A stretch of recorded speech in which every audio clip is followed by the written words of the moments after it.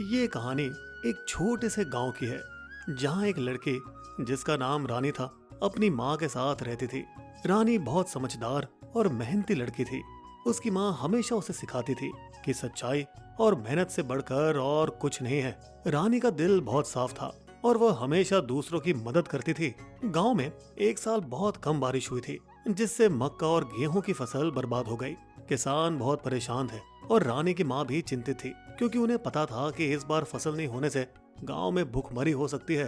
एक दिन रानी की माँ ने रानी से कहा, बिल्कुल डरने की जरूरत नहीं है बेटा। हम जिन माटी में खेती करते हैं वह माटी कभी किसी को निराश नहीं करती। इस माटी में छिपी है खुशहाली और जीवन की सच्चाई।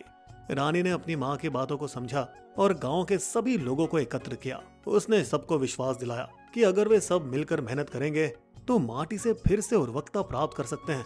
रानी ने किसानों से कहा, हम सब एक साथ काम करेंगे और माटी की कद्र करेंगे।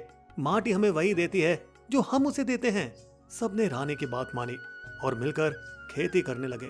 फिर से माटी ने अपना जादू दिखाया। धीरे धीरे मक्का और गेहूं की फसल लहलहाने लगी। गांव में खुशियां लौट आई और सभी ने रानी की बहादुरी और समझदारी की सराहना की। इस कहानी से ये शिक्षा मिलती है कि मेहनत और सच्चाई से कभी हार नहीं होती दोस्तों। माटी की कद्र करें, क्योंकि वही हमें जीवन देती है।